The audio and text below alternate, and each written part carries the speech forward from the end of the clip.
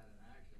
Yeah, typically what, when you have a conflict between the plan and the zoning ordinance, before you would make a request, if you came to me and I was the administrator, I would look at the map first and the plan and then look at the zoning ordinance, and then I would want to make sure that the two maps lined up. Yeah. So that in the end, whatever you're asking for, we're okay with doing both in the plan and in the ordinance. And so with labeling something a mixed use and allowing some flexibility, it allows the property owner then to look at a number of different things, but the zoning process is still going to hold the water with regard to the ordinance. So if you've got to go through rezone, which in all probability is going to be true, then you're going to, one of the questions your planning commission and city council are probably going to ask is, are they consistent? Do the maps line up? And so we would want to make sure that they are. Do you have to go backwards, John? I don't know that you'd have to go backwards with regard to the plan. But when the plan is done and in place, you might want to sit down with the zoning ordinance and just look at where your zoning map is at and how well does that overlay over top of the future land use map. Again, residential in the plan is intended to cover residential uses, kind of all encompassing. And it's not meant to say, you know, setbacks and heights and all those things that are cut out in your zoning ordinance. The law is left to the zoning ordinance.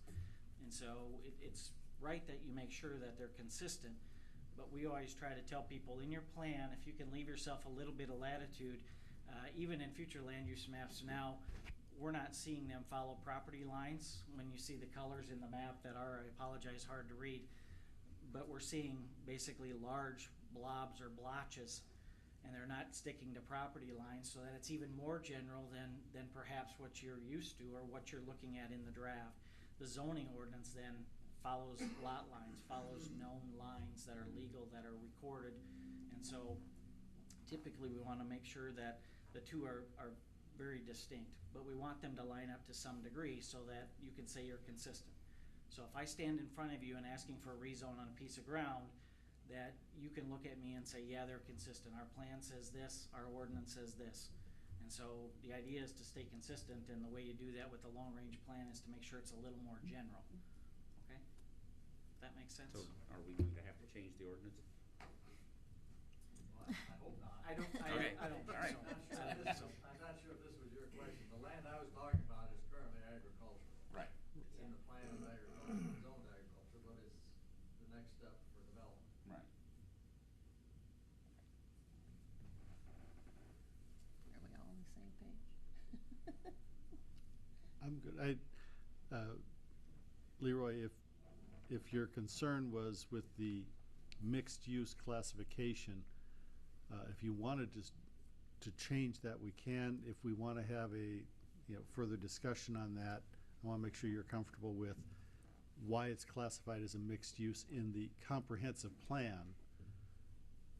And I apologize, I heard the same thing. I think your concern is more on the zoning side, Leroy, not in the comprehensive planning side. And Brian, I appreciate that explanation. But one of my concerns was the definition of mixed use does not allow single family or residence in this entire 60 acres. I believe that it does, Brian, in the comprehensive plan.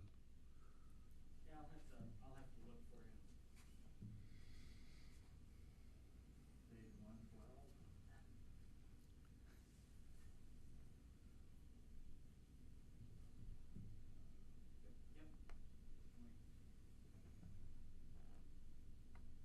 I don't know how firm that is, but that's the way it reads.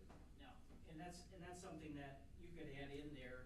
It does talk about single family and meant to be a transition area between the two. Again, I would have no objection to adding single family as an allowed use in there, just so it reads the way that Leroy wants to see it. I don't think the intent was to exclude single family. I think the intent was to be more inclusive and allow single family, multifamily, light commercial, and those kinds of uses that follow the corridors. It's hard to distinguish, just driving up and down your community or any of the communities we work in, hard and fast lines. Single family is next to commercial, sometimes next to industrial. And so we've got to make sure that we're more general in this case. Again, I would have no objection to adding that in there if that would make Leroy feel more comfortable, because I don't think that was the intent. I guess I'm a little. I wasn't going to add, I was just going to subtract delete multifamily, leave the general residential. Okay, just general residential? Well, Okay. Again, the intent, I think, again, Planning and Zoning Commission took, they had two different categories. They had low density and high density. And because that distinction can draw close to your zoning ordinance, is that R1, is that R2, the nomenclature you see on the map, the thought was to back up, become a little more general there too, and just refer to residential. And let the zoning ordinance separate things out in terms of density, okay? Let the zoning map deal with that. So what you're saying is really, this plan has no authority. The plan actually has authority. It doesn't have, it's not law. It's a policy. Laws require you to have the policy in place. So to have a zoning ordinance, to have a subdivision ordinance, to conduct annexation, the urban renewal, or the TIF projects that you're working on, or the plan, all require you to have a land use plan in place, a comprehensive plan. So would this plan, though, what you're saying is if we're broadening it in the plan, but if a developer wanted to go in and do a high density where it says in the zoning ordinance you can't do a high density, are we going to have to amend the zoning ordinance at that point? Because it seems like we're saying it's okay, but then it's really not okay because the zoning ordinance doesn't allow it.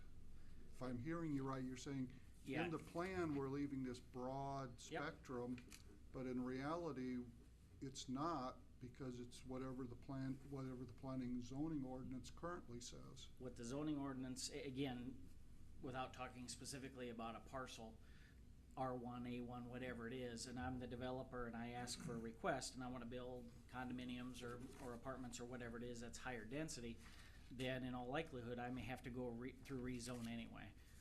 Unless you've got R3 that's vacant or R4 or whatever the designation is, I'm going to have to go through rezone anyway. What the plan is intended to do is to have you back up and look at what is our long range look. And did we foresee residential of some sort here, whatever the density it is, and then deal with things from a zoning standpoint. You would know then that the plan is consistent because it said residential in this area. But does the zoning ordinance allow it? Does that zoning designation allow it? And in which case, I'm gonna ask for a rezone from whatever it is now to whatever will allow what I am requesting to do. So in all likelihood, I would be here anyway for a rezone. And I think the properties that we're talking about are all, pretty much they're all agricultural at this point. So any development that happens out there will require rezoning. That's a given. And that's not a big challenge. You do want that flexibility. The comprehensive plan is a guiding principle policy so that you're looking at the big picture of where do we want, generally speaking, as Brian said, different types of development. And the ultimate goal being we really don't want single-family residential next to industrial, and maybe not even next to commercial if possible. It's broader based than that. So I'd caution us on getting too hung up on the minutia of zoning law, which is easy to do because we're using the same nomenclature, but the comprehensive plan is really going to guide our future development, as Brian said. And zoning law will get very specific. And no matter what we do with any of these properties, zoning is, again, going to come back into the picture. The intent, the zoning, think of zoning as kind of intended to be today, and this plan is intended to look at tomorrow. And so the ordinance, by that nature, is incremental. And so we're gonna take things basically a parcel at a time. And so we're gonna go back to the